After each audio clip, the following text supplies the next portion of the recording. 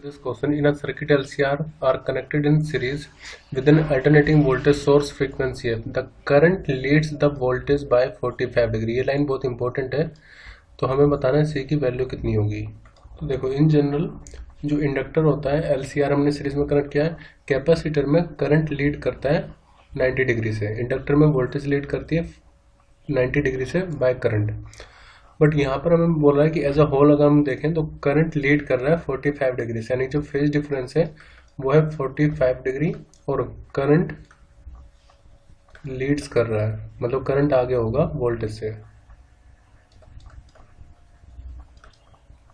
अगर मैं XL, XC और आर का फेजर डायग्राम बनाऊं या फिर वेक्टर डायग्राम बनाऊं, तो देखो रेजिस्टेंस लेट इस डायरेक्शन में है। अब एक्सएल मैं यहाँ पर ले रहा हूँ और एक्सी नीचे की तरफ,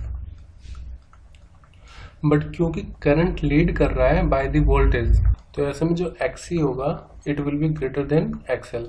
इन जनरल तो मैं ऐसे लिखते हैं tan phi इक्वल टू, जैसे मान लीजिए वेक्टर डायग्राम है, ये एक्सएल माइनस एक्सी लिख देते हैं यहाँ पर आर और ये एंगल फाई, तो tan phi इक्वल टू हो जाता है परपेंडिकुलर अपॉन में बेस, यानी कि एक्सएल माइनस एक्सी अपॉन में आर।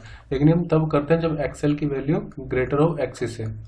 सिंस यहाँ पर करंट लीड कर रहा है, तो ऐसे में जो कैपेसिटेंस होगा एक्सी वो ग्रेटर होगा एक्सएल से, तो हमें लिखना होगा tan phi मतलब 45 डिग्री, तो एक्सएल माइनस एक्सी ना लिख करके हम लिखेंगे एक्सी माइनस एक्सएल अपॉन में आर। कुछ आंसर इसके अकॉर्डिंग भी दिए हैं लेकिन वो गलत होंगे। तो tan 45 डिग्री की वैल्यू 1 होती है, तो 1 equal to x c minus x l upon में आर, ये एल होगा। तो आर इक्वल टू किसके इक्वल होगा, एक्सी माइनस एक्सएल के। अब इसी को हमें फर्दर सोल्व करना है। एक्सएल होता है ओमेगा एल या फिर 2 पाई एफ एल, एक्सी होता है 1 अपॉन में 2 पाई एफ सी। तो सी की वैल्यू निकालनी, तो एक्सएल को एक तरफ रखते हैं, तो एक्सी इक्वल टू आ जाएगा आर प्लस में एक्सएल।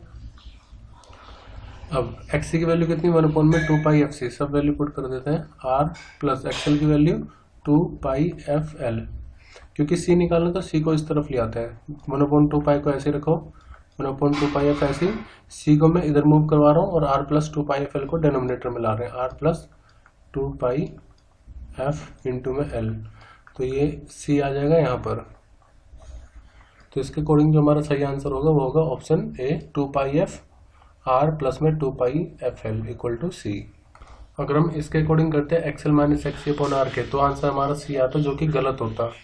ये तब हम यूज करेंगे व्हेन करंट लीड्स, और ये हम तब इस्तेमाल करेंगे जब वोल्टेज लीड करेगा।